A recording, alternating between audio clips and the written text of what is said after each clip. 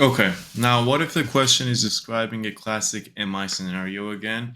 60-year-old guy has had chest pain for an hour, comes to the ED, you put an EKG on him, you draw your troponins come back positive. EKG shows um, 2, 3 AVF changes, right? Let's say T wave inversions or whatever, T wave abnormalities. Okay.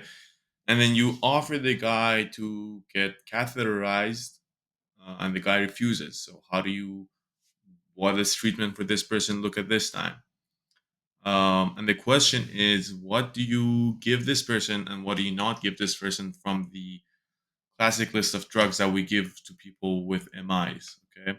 So what's the diagnosis here? The diagnosis is an non-ST elevation MI because you don't have the classic ST elevation pattern in 2, 3 AVF, but there is elevated troponins, so that excludes unstable angina, and that excludes um, ST STEMI. So you're stuck with non-ST elevation MI. The way you treat it is similar to how you treat an MI. So what you want to do is that you want to give them antiplatelet therapy. That includes, of course, aspirin, the very first thing you give, but you also want to give a P2Y12 inhibitor, right? P2Y12 inhibitor clopidogrel is the one that people usually, the one that I've heard the most. Um, and you also want to anticoagulate these people with heparin, obviously.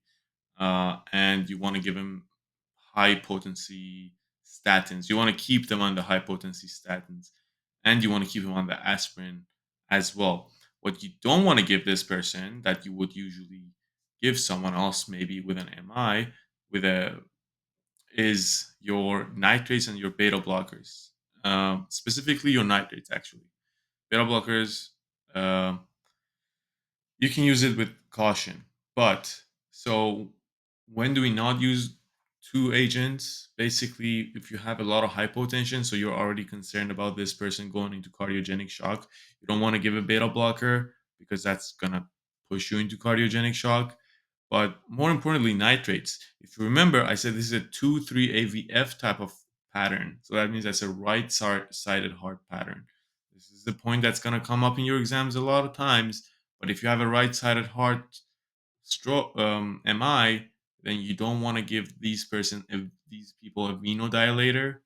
The venodilator, what will it do is that it will reduce your preload at the right ventricle. And remember, if you're reducing your preload to your heart, you're making the heart work less. Your cardiac output plummets, and you'll have cardiogenic shock. Okay, so for these people with the right-sided infarcts, what you want to do is want to give them saline in addition to your normal stuff. You want to give them saline because it makes what's remaining of your right heart work a little harder. Okay, and that will hopefully prevent um, a radical decline in your um, basically cardiac function. Okay, all right. If you have any question, put them down in the description or in the comments.